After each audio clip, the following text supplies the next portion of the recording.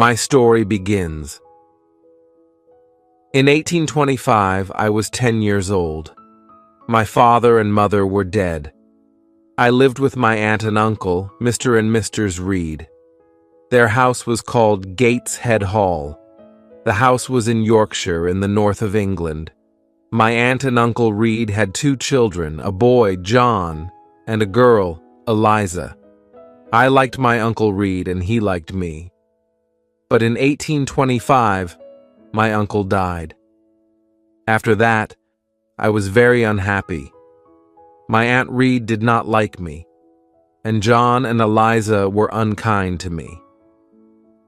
It was a cold, rainy day in December. All of us were in the house. I wanted to be alone. I wanted to read. I opened a book. Then I heard my cousin John's voice.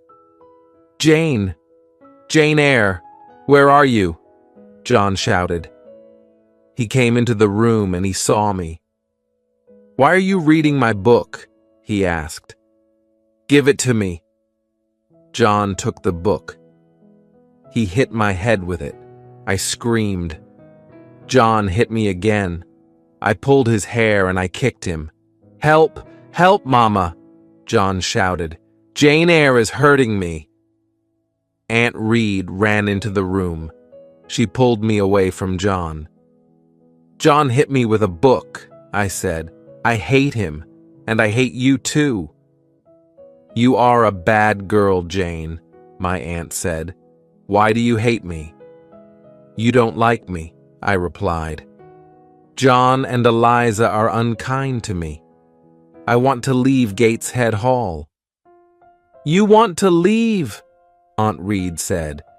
"Where will you go? Your parents are dead. You cannot live alone." Aunt Reed thought for a moment. "My friend, Mr. Brocklehurst, is the owner of a school," she said.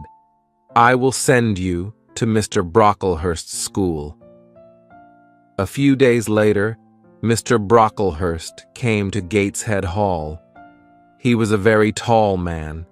His eyes were dark, and his face was cruel. "Jane Eyre," he said to me, "God does not like bad children. God punishes bad children, Jane Eyre."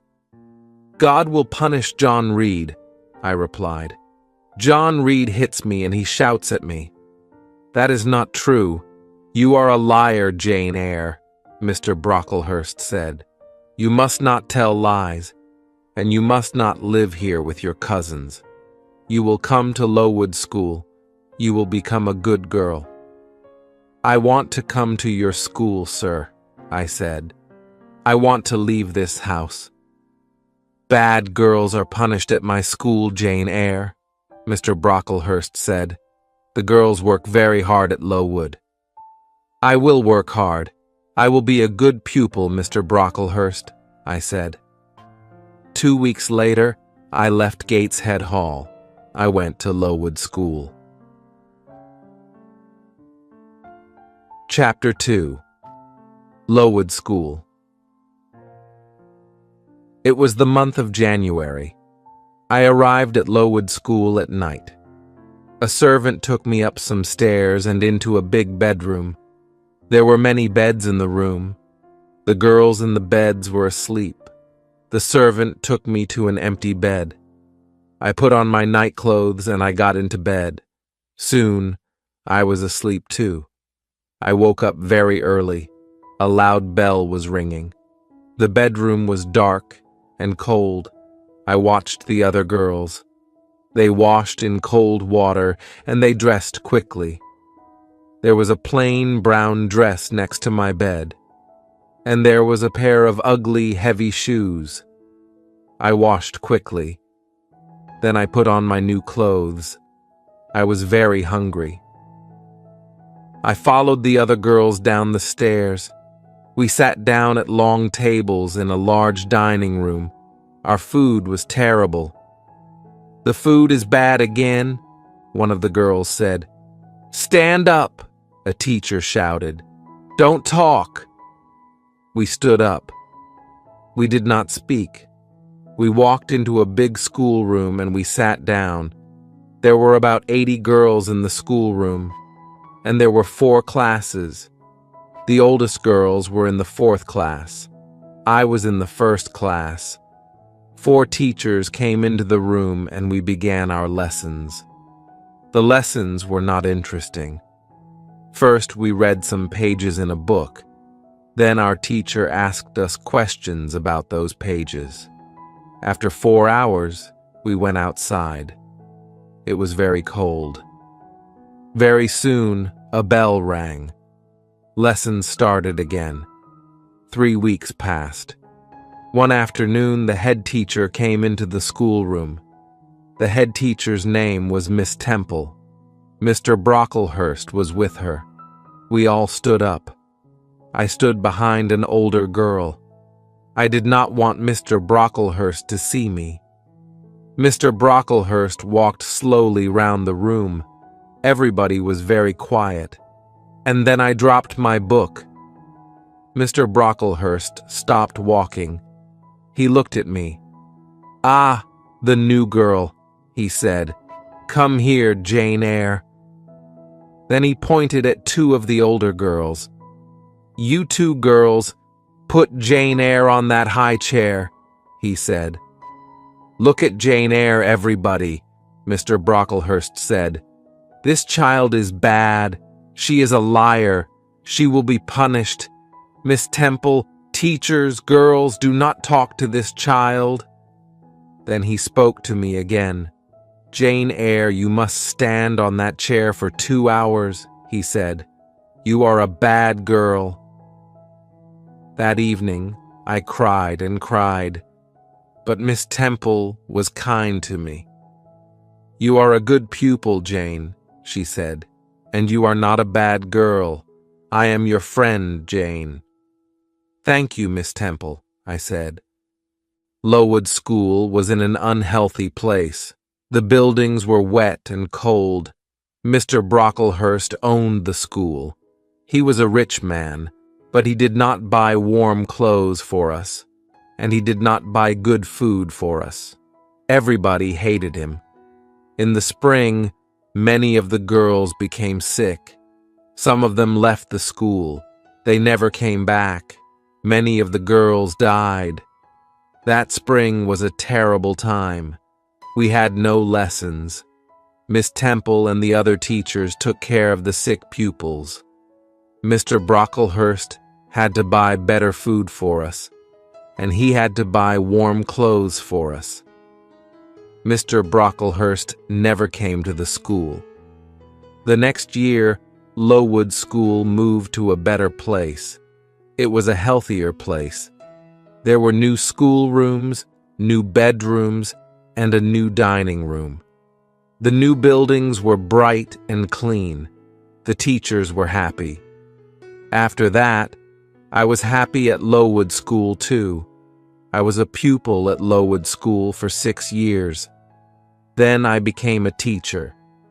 I was a teacher at the school for 2 years, but I never returned to Gateshead Hall, and the Reeds never wrote to me. Chapter 3. Thornfield Hall. In 1833, I was 18 years old. In the summer, Miss Temple left Lowood School. She got married. I wanted to leave Lowood too. I wanted a new life. I will be a governess, I thought. I put an advertisement in a newspaper. I had a reply to my advertisement. The reply was from Mr. Fairfax of Thornfield Hall, near Millcote. Millcote was about 70 miles from Lowood School. Mr. Fairfax wanted a governess for a little girl. I wrote to Mr. Fairfax immediately. I was going to be a governess at Thornfield Hall. I traveled to Millcote in a coach. At Millcote, a servant met me. He took me to Thornfield Hall. At Thornfield Hall, another servant opened the door. She was smiling. She took me into a small, warm room. A lady was in the room. She was sitting by the fire. "Are you Mr. Fairfax?" I asked her. "Yes, my dear," she said. "And you are Miss Eyre. Are you cold? Sit by the fire, Miss Eyre. A servant will bring you some food." "Mr. Fairfax is very kind," I said to myself. "I will be happy here." "Will I see Miss Fairfax tonight?" I asked. Mr. Fairfax looked at me. She smiled. "Miss Fairfax? No, no," she said. "Your pupil's name is not Miss Fairfax. Your pupil is Adele Varens. Adele's mother was a Frenchwoman. Adele is Mr. Rochester's ward. He takes care of her." "Mr. Rochester? Who is Mr. Rochester?" I asked. "Mr. Edward Rochester is the owner of Thornfield Hall," Mr. Fairfax said. "I am his housekeeper. I take care of Thornfield Hall. Mr. Rochester is not here now. He does not like this house. He is often away from home." I was very tired. Mrs. Fairfax took me up the wide stairs. She took me to my room. I went to bed immediately, and I slept well. The next morning I woke early. The sun was shining. I put on a plain black dress. I opened my bedroom door. I walked along a corridor and down the wide stairs. I walked out into the sunny garden. I turned and I looked up at my new home. Thornfield Hall was a beautiful house with many large windows. The garden was beautiful too. After a few minutes, Mrs. Fairfax came into the garden. She spoke to me. "Good morning, Miss Eyre," she said. "You have woken early. Miss Adele is here. After breakfast, you must take her to the schoolroom. She must begin her lessons." A pretty little girl walked towards me. She was about 8 years old. She spoke to me in French, and I replied in French. After breakfast, I took Adele to the schoolroom. We worked all morning. Adele enjoyed her lessons, and I was happy. In the afternoon, Mrs. Fairfax took me into all the rooms of Thornfield Hall. We looked at the paintings and at the beautiful furniture. We walked along the corridors. "Come up onto the roof, Miss Eyre," Mrs. Fairfax said. "You will see the beautiful countryside around Thornfield Hall." We walked up many stairs. At last, we were at the top of the house. We walked along the top corridor. Mrs. Fairfax opened a small door, and we walked onto the roof. "Look, Miss Eyre," Mrs. Fairfax said. "You can see for many miles." We stood on the roof for a few minutes, then we went back into the house. We walked carefully towards the stairs. The top corridor was narrow and dark. Suddenly, I heard a strange laugh. "Who is that, Mrs. Fairfax?" I asked. Mrs. Fairfax did not reply. She knocked on a door. "Grace," she said. The door opened. Behind the door was a small room. A servant was standing at the door. "Be quiet, Grace, please," Mrs. Fairfax said. The woman looked at Mrs. Fairfax. Then she closed the door. "That was Grace Poole," Mrs. Fairfax said. "She works up here. Sometimes she laughs and talks with the other servants. Don't worry about Grace. Please come downstairs now, Miss Eyre." Chapter 4. Mr. Rochester. 3 months passed. I had not met the owner of Thornfield Hall. Mr. Rochester had not come home. One January afternoon, I went out and I walked towards the road. I was going to the village of Hay. I was going to post a letter in the village. Hay was 2 miles from Thornfield Hall. The day was fine. but it was very cold. I walked quickly, and soon I was near the village. Suddenly, a big black and white dog ran past me. A moment later, a man on a black horse followed the dog. Then I heard an angry shout. The dog ran past me again. It was barking loudly. I turned round. The horse had fallen on the icy ground, and the man had fallen from the horse, walked towards them. "Can I help you, sir?" I asked. "My horse fell. I've hurt my foot," the man said. The horse stood up. The man tried to stand up too, but he could not stand. He fell onto the ground again. The man was about 35 years old. He was not handsome, but he had a strong face. He had dark eyes and black hair. He was not very tall, but his body was powerful. "I'll bring somebody from Thornfield Hall," I said. "Do you live at Thornfield?" the man asked. "I am the governess," I replied. "Ah, yes, the governess," the man said. "Help me, please."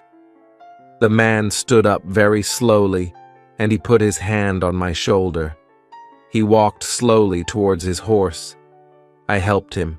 He pulled himself onto the horse. "Thank you." "Now go home quickly," the man said, and he rode away. I walked on to the village and I posted my letter. Then I returned to Thornfield Hall. Bright lights were shining in the big house. I went inside. A big black and white dog walked towards me. It came from the dining room. I had seen the dog before. "Whose dog is that?" I asked a servant. "It's Mr. Rochester's dog," the servant replied. "Mr. Rochester has come home, but he has hurt his foot. His horse fell on some ice." I smiled. The owner of Thornfield Hall had returned, but I did not see Mr. Rochester again that day. I saw Mr. Rochester the next day. He sent for me in the evening. I put on a clean dress.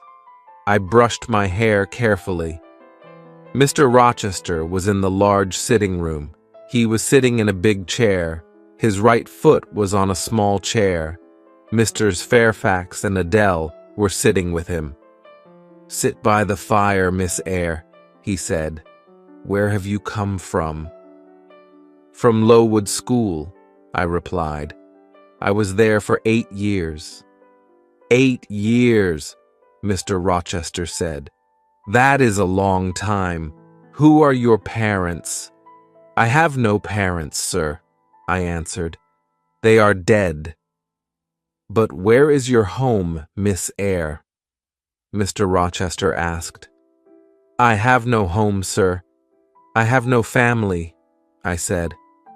"Why did you come to Thornfield Hall?" Mr. Rochester asked.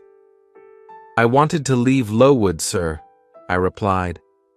"I put an advertisement in a newspaper. Misters Fairfax replied to my advertisement." "Yes, I did," Mr. Fairfax said. "Miss Eyre is a good teacher, Mr. Rochester." Mr. Rochester smiled for the first time. "You are very young, Miss Eyre," he said. "I am 18, sir," I replied. Mr. Rochester smiled again. He did not ask me more questions. After that evening, I did not see Mr. Rochester for a few days. Then, one night, he sent for me again. "Sit near me, Miss Eyre," he said. "Mr. Fairfax will talk to Adele." I sat down quietly, but I did not speak. The fire was very bright. I saw Mr. Rochester's face clearly. I saw his large, dark eyes. He was smiling. He was happy. After a minute, Mr. Rochester spoke. "Miss Eyre," he said, "you are looking at me very carefully. Am I a handsome man?" "No, sir," I said. "You speak the truth, Miss Eyre," Mr. Rochester said. "Look at me again. Am I a kind man? No, sir, one said again. You are smiling now, but you are not always kind. That is true, Mr. Rochester replied. I have had a difficult life. I have met bad people. I have been a bad person myself. Now Thornfield Hall is my home, but I hate this house.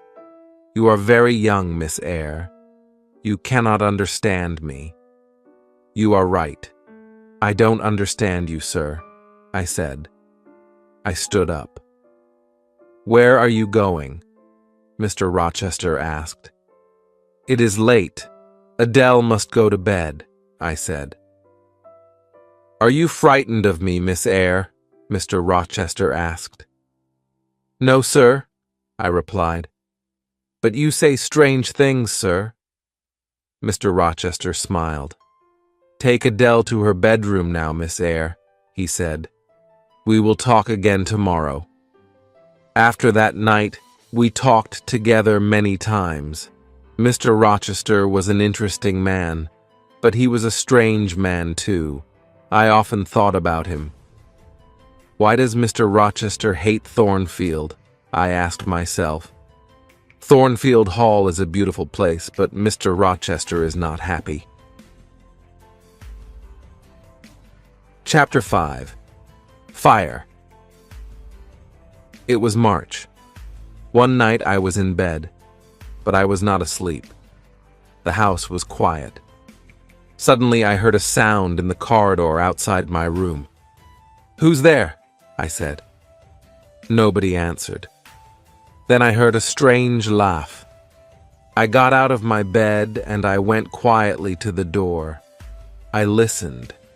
I heard another sound. Somebody was walking up the stairs to the top corridor. Then I heard somebody close a door. Was that Grace Poole? I said to myself. Yes, it was Grace. Why was she laughing? And why is she walking in the house at night? Is she mad? I must tell Mistress Fairfax about this. One will speak to her now. I put on some clothes and I opened the door. There was a candle on the floor outside my room. The candle was burning. There was thick smoke in the corridor. I went into the corridor. I looked around me. The door of Mr. Rochester's bedroom was open, and the smoke was coming from Mr. Rochester's room. I ran into the room. Wake up, sir. What happened, Jane? There was a fire, sir. Grace Poole tried to kill you. I sat in a chair by the window. Time passed. At last, Mr. Rochester returned. Please don't worry, Jane, he said. Grace Poole is a strange woman, but she won't hurt anybody tonight. I stood up. Good night, sir, I said. Mr. Rochester held my hand. He looked at me, and he smiled. Thank you, my dear friend, he said. You saved my life tonight, Jane. Good night, sir, I said again. I went back to my bed. I was very tired, but at first I could not sleep. Suddenly I understood something. I loved Mr. Rochester. He had smiled at me. He had held my hand. Did he love me? I did not know. But I thought about Mr. Rochester for a long time. I did not see Mr. Rochester the next day. He did not send for me. In the evening, I went down to Mrs. Fairfax's sitting room. The housekeeper was looking out of the window. The weather has been good today, Mrs. Fairfax said. Mr. Rochester had a good day for his journey. His journey? Where has he gone? I asked. I was surprised.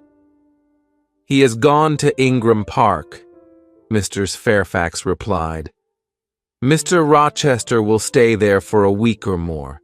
He has many friends. All his friends will be at Ingram Park this week. Will there be any ladies at Ingram Park? One asked. Yes, Mr. Fairfax said. There will be many ladies there. Miss Blanche Ingram will be there. Mr. Rochester has known her for many years. Is Miss Ingram beautiful? I asked. She is very beautiful, Mr. Fairfax said. Will Mr. Rochester marry her? I asked. Mr. Fairfax smiled. I don't know, Miss Eyre, she replied. I don't know. I was very unhappy. I went up to my bedroom. I looked in my mirror. Jane Eyre, I said to myself, you are not pretty, and you are poor. Mr. Rochester will never marry you. He will marry Miss Blanche Ingram. She is a rich lady. You are a poor governess. Forget Mr. Rochester, Jane Eyre. Forget him. Chapter 6. Guests at Thornfield Hall. 2 weeks later, a letter arrived for Mr. Fairfax. Mr. Rochester will return on Thursday, Mr. Fairfax said. Some of his friends will come here with him. There will be many guests at Thornfield Hall. On Thursday evening, Mr. Fairfax, Adele, and I were in Adele's bedroom. Mr. Fairfax was looking out of the window. The guests are arriving now, Mr. Fairfax said. I went to the window and I looked out. There were 3 carriages. 2 people were riding horses. Mr. Rochester was riding his big black horse. A beautiful young woman was riding a white horse. Mr. Fairfax pointed to the young woman. That is Miss Ingram, the housekeeper said. Then she went downstairs. Adele wanted to go downstairs too. No, Adele, I said. We cannot go downstairs tonight. Mr. Rochester is talking to his guests. The next day, Mr. Fairfax came into the schoolroom. Mr. Rochester wants you to meet his guests tonight, Miss Eyre, she said. Adele must meet them too. Later, Adele and I went quietly into the sitting room, and soon 8 ladies came into the room. One of them was tall, dark, and very beautiful. She was Blanche Ingram. Adele ran towards her. Good evening, beautiful lady, she said in French. What a pretty little girl, Blanche Ingram said. Miss Ingram spoke to the other ladies, and she spoke to Adele, but she did not speak to me. Half an hour later, the gentleman came into the room. I looked at Mr. Rochester. He saw me, but he did not speak to me.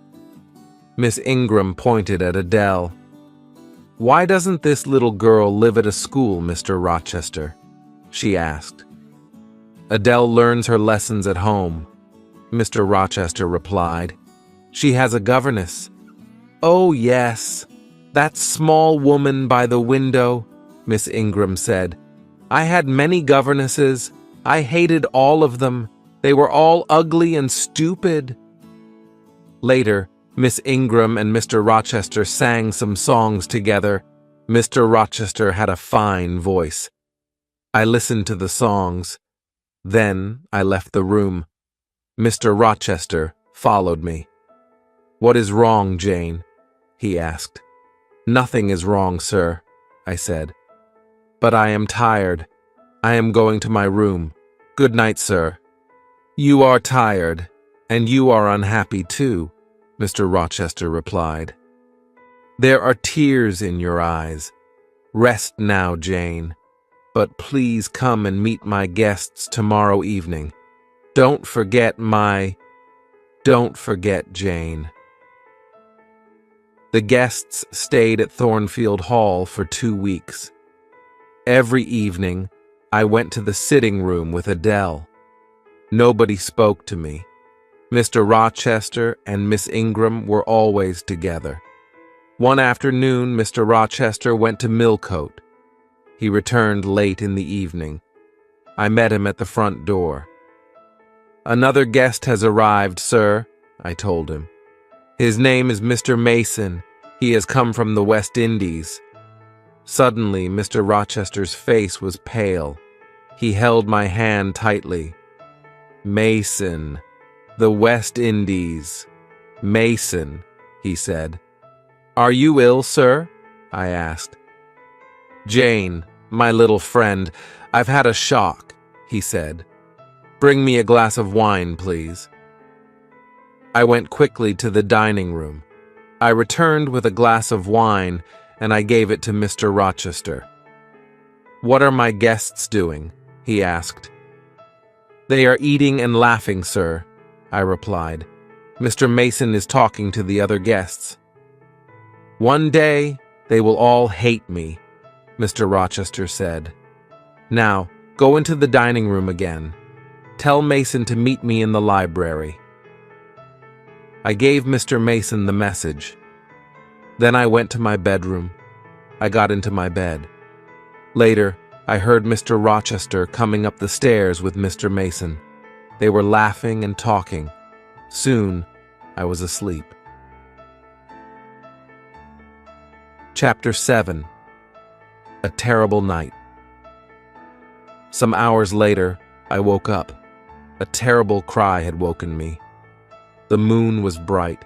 Its light was shining through my window. I listened. Then I heard somebody shouting, "Help! Help! Rochester, help me!" The voice came from the top corridor. "Help! Help!" I got out of bed, and I put on a dress and some shoes. I opened my door. All the guests were in the corridor outside the bedrooms. They were all asking questions. "What happened?" they asked. "Is there a fire? Who is hurt? Where is Mr. Rochester?" "I am here," Mr. Rochester said. He was walking down the stairs from the top corridor. "What is wrong, Mr. Rochester?" Miss Ingram asked. "What has happened?" "Nothing is wrong," Mr. Rochester replied. "One of the servants has had a bad dream. Go back to bed." I went back to my room, but something was wrong. I did not get into my bed. I waited. Soon, somebody knocked on my door. I opened the door. Mr. Rochester was standing in the corridor. "Jane, follow me. Do not make a sound," Mr. Rochester said.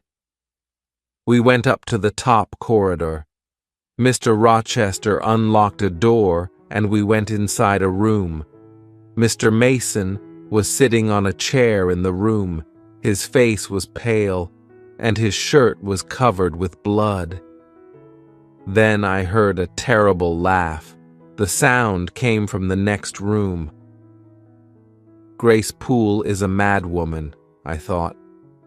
Why does Mr. Rochester have a mad servant? Mr. Rochester spoke quietly to Mr. Mason. "I am going to bring a doctor, Richard," he said. Then he spoke to me. "Stay here, Jane. Wash Mr. Mason's arm, but do not speak to him." Mr. Rochester left the room. I washed Mr. Mason's arm. We waited for Mr. Rochester and the doctor. Mr. Mason did not speak to me, and I did not speak to him. After 2 hours, Mr. Rochester returned. The doctor was with him. The doctor looked at Mr. Mason's arm. "She bit me," Mr. Mason said. "I came up here. I wanted to see her. I wanted to help her, but she bit me." "Be quiet now, Richard," Mr. Rochester said quickly. The doctor put a bandage on Mr. Mason's arm. Mr. Rochester put Mr. Mason's coat round the injured man's shoulders. Then he spoke to me again. "Run downstairs, Jane. "Unlock the small door at the side of the house," he said. "We will follow you." I went quickly downstairs and I opened the door. Outside the door, a servant was waiting with a carriage. Mr. Mason and the doctor came out of the house. They got into the carriage. Then Mr. Rochester came out of the house too. Mr. Mason spoke to him through the window of the carriage.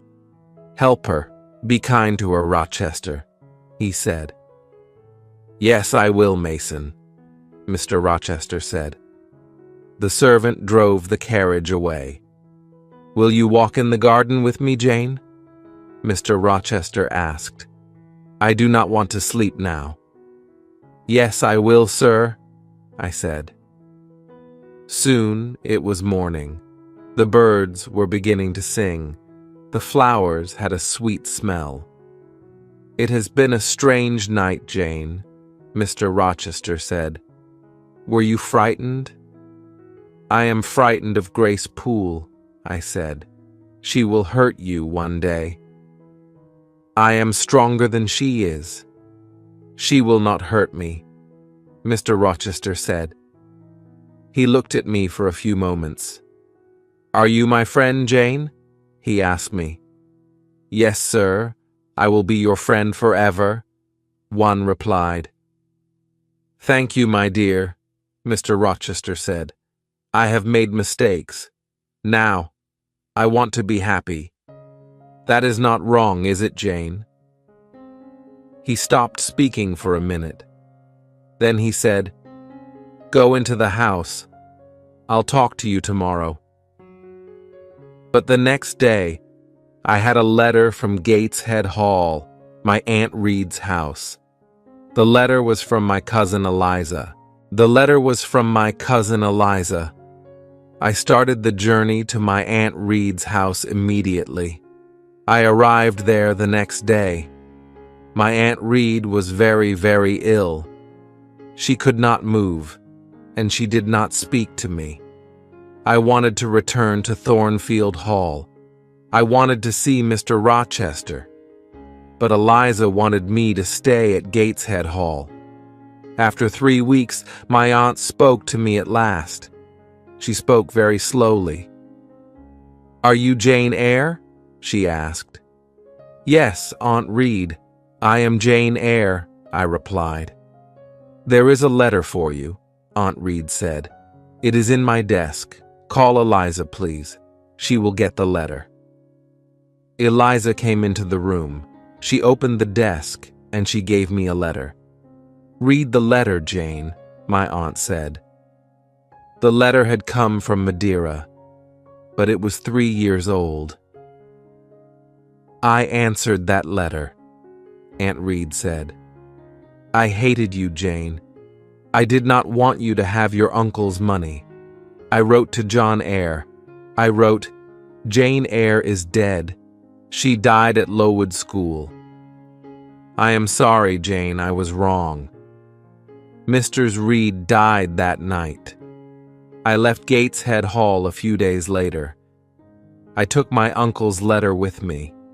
Mr. Rochester met me at Thornfield Hall. 'Welcome back to my house,' he said. 'This is your home, Jane.' 'Thank you, sir,' I said. 'I am very happy here.' Mr. Rochester's guests had left. No other visitors came to Thornfield Hall. Every day Mr. Rochester and I talked together, and every day I loved him more. Chapter 8. In the Garden. In June, the weather was hot. One evening, I walked into the garden. Mr. Rochester was there, too. "Do you like this house, Jane?" he asked. "Yes, sir," I replied. "Soon Adele will go to live at a school, Jane," he said. "Then I will not want a governess here." "Will you be sad then, Jane? Will you leave Thornfield Hall?" "Leave?" I said quickly. "Must I leave Thornfield?" "My dear." Mr. Rochester stopped. He was silent for a moment. Then he said, "I am going to be married soon." "Oh, sir," I said. "Then I must go far away from Thornfield, far away from you, sir." I started to cry. "I will always remember you, Jane," Mr. Rochester said. "Will you forget me?" "No, sir," I replied. "I will never forget you. I don't want to leave Thornfield, sir. Don't want to leave you." "Don't leave, Jane," Mr. Rochester said. "Stay here." He smiled at me. "I must not stay here, sir," I said. "You are going to marry Miss Ingram. I am poor. I do not have a pretty face, but I have a heart. It is a loving heart, sir." "Jane, I am not going to marry Miss Ingram," Mr. Rochester said. "She is rich. She is beautiful. You are poor. You are not beautiful. But I want to marry you. Will you marry me, Jane?" For a moment I could not speak. At last I asked, "Do you love me, sir?" "I do," he replied. "Then, sir, I will marry you," I said, and Mr. Rochester kissed me. "My dearest Jane," he said, "nothing can stop our marriage now. We will be married in a month, Jane." We kissed again. Then I said good night, and I went into the house. I went upstairs to my room. Later, I remembered my Uncle John Eyre's letter. "I will write to him in Madeira," I said to myself. "I will tell him about my marriage to Mr. Rochester. I am very happy. My uncle will be happy too." 4 weeks passed. Mr. Rochester was going to buy me many beautiful things. He was going to give me many presents, but I did not want these things. "No, Edward," I said. "I am not beautiful. I don't want beautiful things. I want you, Edward." It was the month of July. 2 days before our wedding day, Mr. Rochester went away. "I will return tomorrow," he said. "I love you, Jane." That night, I went to my bedroom early. My wedding dress and my wedding veil were in my room. I looked at them. "In 2 days, I will be Jane Rochester," I said to myself. Then I went to bed. But I did not sleep well. The next day, Mr. Rochester returned. He looked at me carefully. "What is wrong, Jane?" he asked. "Your face is pale. Are you frightened?" "I had a very strange dream last night," I said. "It was a dream about this house, but in my dream, Thornfield Hall had no roof. The walls were burnt. They were black. In my dream, I tried to find you, but you were not in the house." "Are you afraid of a dream, Jane?" Mr. Rochester asked. "No, Edward," I replied, "but I woke up from my dream. There was a woman in my room. She was tall and heavy. She had long black hair." "The woman was holding a candle," I said. "She put the candle by my mirror. She put my wedding veil over her head and she looked in the mirror. Then I saw her face." "It was a strange, terrible face, Edward," I said. "Suddenly, the woman tore my veil into 2 pieces. She threw the pieces on the floor." "What happened next?" Mr. Rochester asked. "The woman held her candle near my face," I replied. "She looked at me and she laughed. Then she went away." "This happened in your dream, Jane," Mr. Rochester said. "It did not happen in my dream, Edward," I said. "This morning my wedding veil was on the floor of my room. It was torn. It was in 2 pieces." "But the woman did not hurt you, Jane," Mr. Rochester said. "Sleep in Adele's room tonight, my dear. You will have no more bad dreams." Chapter 9. Mr. Rochester's Wife. It was our wedding day.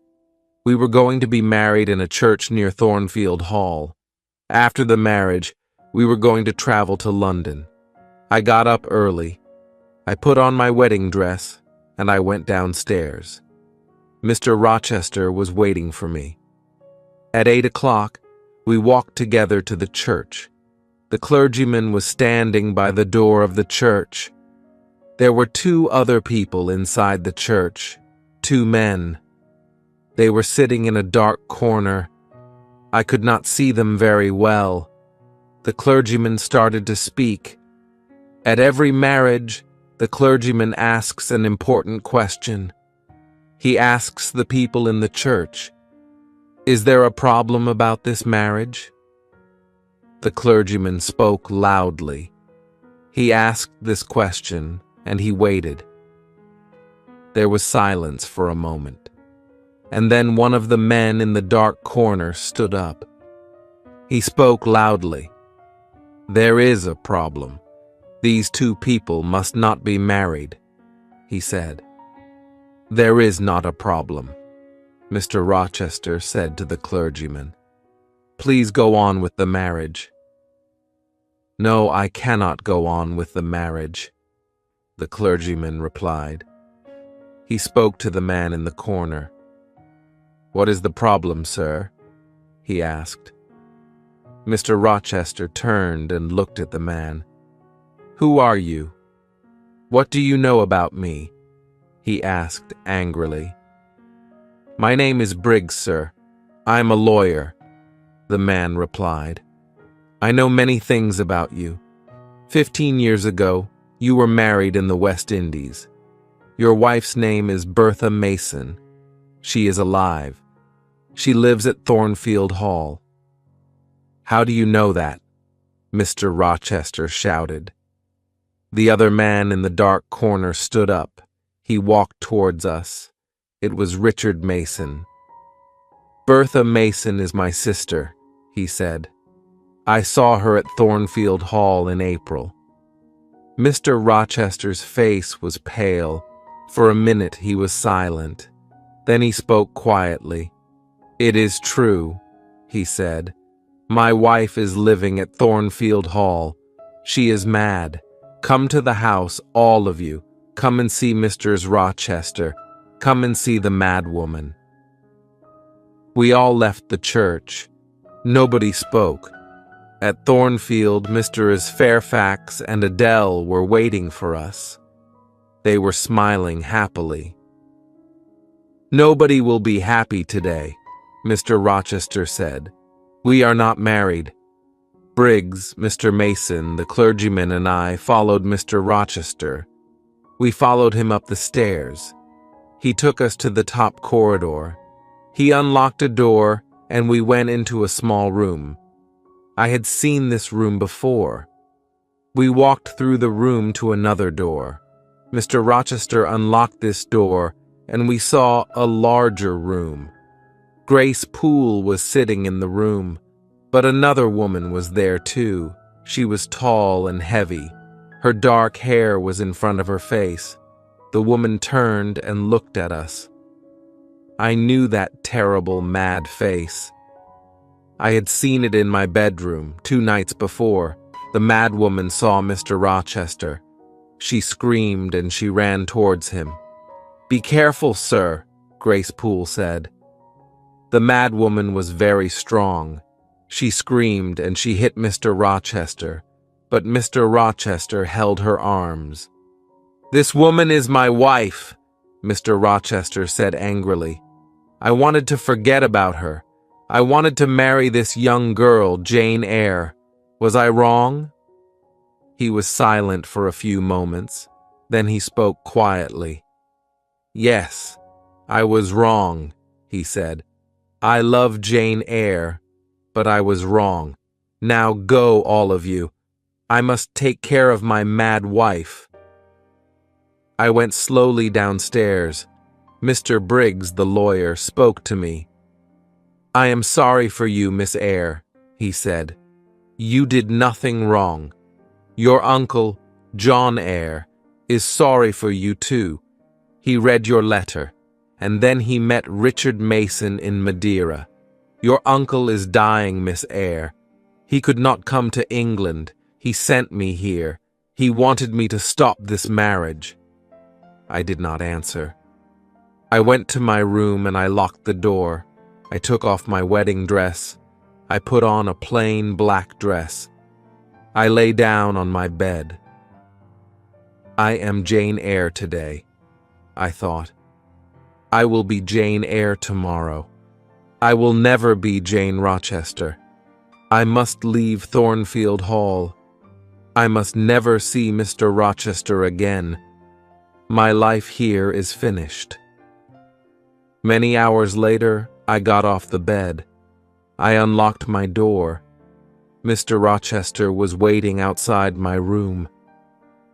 "You are unhappy, Jane," he said. "I am very, very sorry. Jane, we will leave Thornfield. We will go to another country. We will be happy again.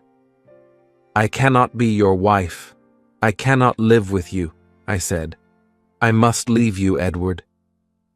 "Listen, Jane," Mr. Rochester said. "My father wanted me to marry Bertha Mason. Her family was very rich. I married her. My father was happy, but I was not happy. Bertha was mad, and she was a bad woman. Nobody told me about her. She was married to me, but she met other men. She was drunk every day. She tried to kill me many times.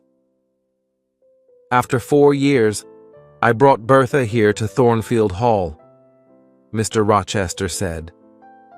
"Then went away. Grace Poole took care of Bertha. I met other women. One of them was a French singer. She was Adele's mother. Adele is my daughter, Jane. But I did not love the French singer. I did not love anybody. I came home to Thornfield Hall. Then you came here and I loved you. I will always love you. Please stay with me, Jane." "No, Edward," I said. "I am going away. We will be unhappy, but we must not be together. Goodbye, Edward." "Oh, Jane, Jane, my love," Mr. Rochester said. "Don't leave me." I kissed Mr. Rochester. "God will help you, Edward," I said. Quickly, I went into my room. I put some clothes into a bag. Later, I heard Mr. Rochester go into his room. Very quietly, I went downstairs. I opened the small door at the side of the house. I left Thornfield Hall and one walked to the road. It was dark. Soon, a coach came along the road. I gave all my money to the driver of the coach. I got into the coach. Many hours later, the coach stopped. It was 10 o'clock in the morning.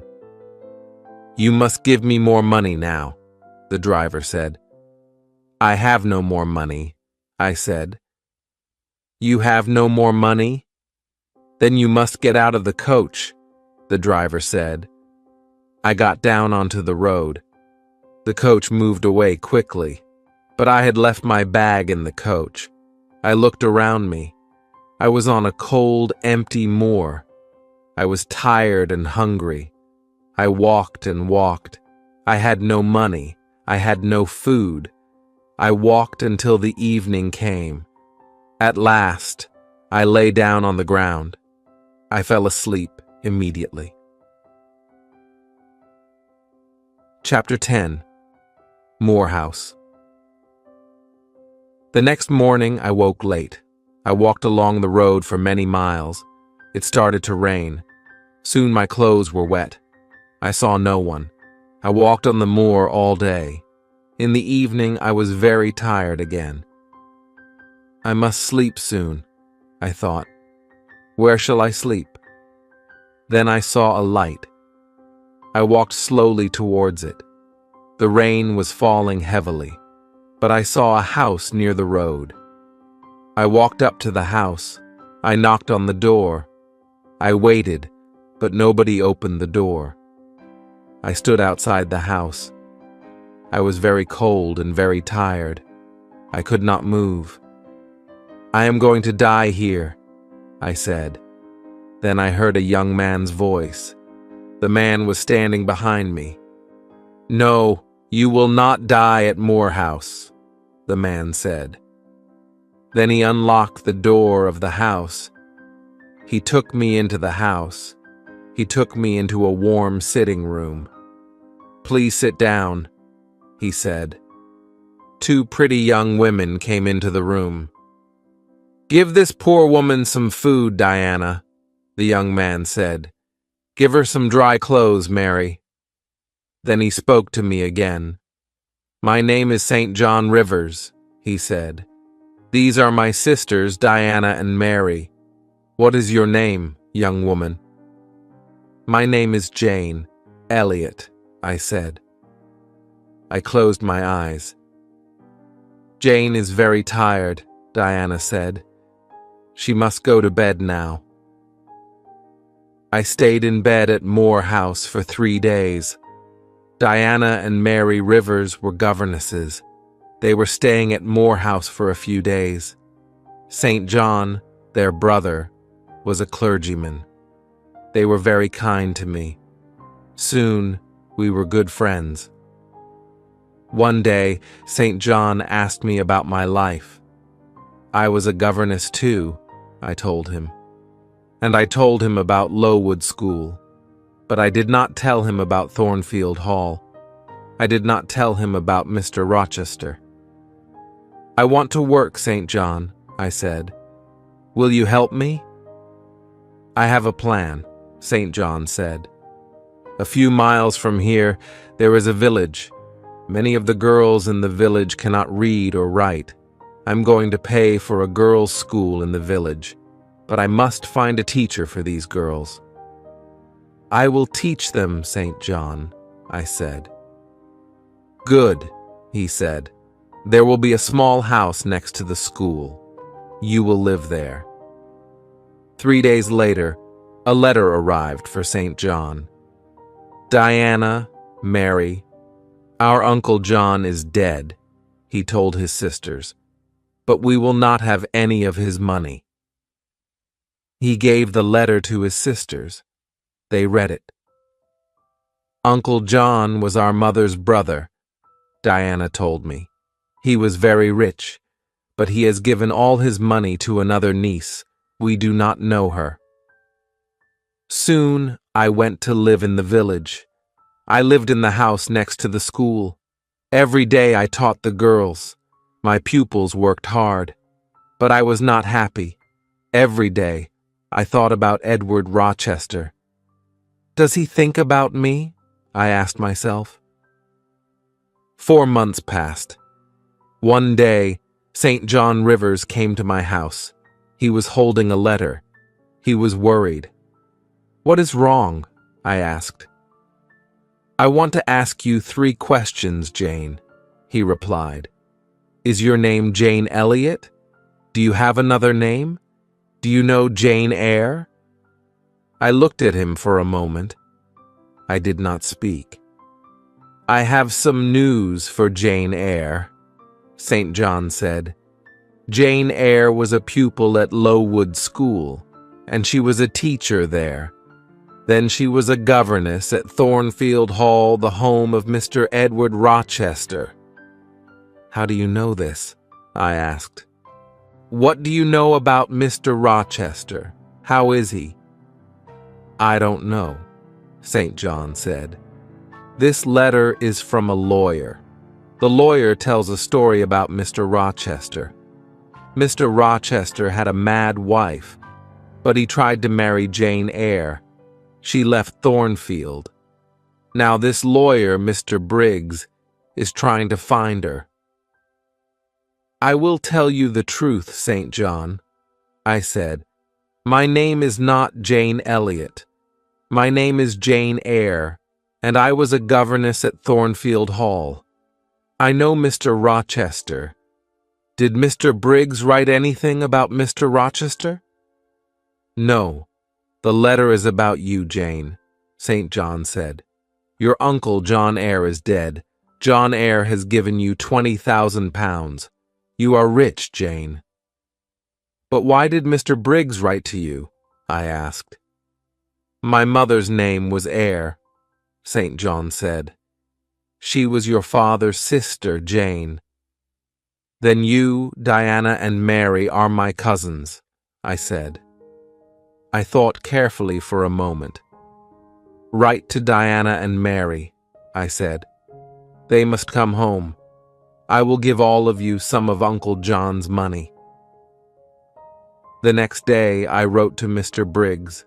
I gave St. John, Diana, and Mary £5,000 each. I wrote to Mrs. Fairfax too, but she did not reply. 6 months passed. I heard nothing from Thornfield Hall. I heard nothing about Mr. Rochester. Then, one day, I was walking on the moor. Suddenly I heard a voice. There was nobody on the moor, but the voice was calling my name. Jane, Jane, Jane. That is Mr. Rochester's voice, I said to myself. Then I shouted, I am coming, Edward, I am coming. I ran to Moor House. I spoke to my cousins. I am going to Thornfield Hall tomorrow, I told them. I began my journey the next day. Chapter 11. My story ends. 2 days later, I got out of a coach. I was standing on the road near Thornfield Hall. I ran across the fields. Was Mr. Rochester at Thornfield? Was he ill? And then I saw the house. The house had no roof.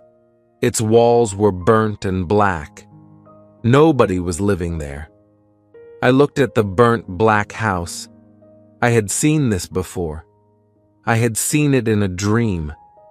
I was frightened. Where was Edward Rochester? I went to the village of Hay. I asked about Thornfield Hall. I asked about Mr. Rochester. 3 months ago there was a fire at Thornfield Hall, a man told me. The mad woman burnt the house. She was Mr. Rochester's wife. Was Mr. Rochester in the house? I asked. Yes, he was there, the man replied. He tried to save his wife's life. He went into the burning house. But the mad woman jumped from the roof. She died. Was Mr. Rochester hurt? I asked quickly. Yes, he was badly hurt, the man said. He is blind, he can't see, and he has only one hand. Where is he? One asked. Where is he? He is living at Ferndean. It is an old house, about 30 miles away, the man said. Do you have a carriage? I asked. I must go to Ferndean immediately. I got out of the carriage near Ferndean. I walked to the house. I knocked on the door. A servant opened it. I knew her. Oh, Miss Eyre, you have come, she said. Mr. Rochester has been calling your name. A bell rang in another room. That is Mr. Rochester's bell, the woman said. He wants some candles. There were 2 candles on a table near the door. The woman lit them, and she picked them up. Mr. Rochester is blind, but he always burns candles in his room in the evenings, she said. Give the candles to me, I said. I'll take them to him. I opened the door of Mr. Rochester's room. His black and white dog was sitting by the fire. The dog jumped up and ran towards me. Who is there? Mr. Rochester said. Don't you know me, Edward? I asked. Your dog knows me. I put the candles on a table. I held Mr. Rochester's hand. I know that voice, and I know this little hand, Mr. Rochester said. Is that you, Jane? Yes, sir, I have found you at last, I said. I will never leave you again. Then I told Mr. Rochester my story. "Why did you leave your cousins, Jane?" Mr. Rochester asked. "Why did you come back to me? I am blind. I have only one hand." "I will take care of you, Edward," I said. "But I don't want a servant," Mr. Rochester replied. "I want a wife." "You will have a wife, Edward," I said. "I will be your wife. I will marry you. I loved you very much at Thornfield Hall. Now I love you more." Mr. Rochester and I got married. After a time, his eyes were better. He could see a little. He saw the face of our first child. My dear Edward and I are very happy. The end.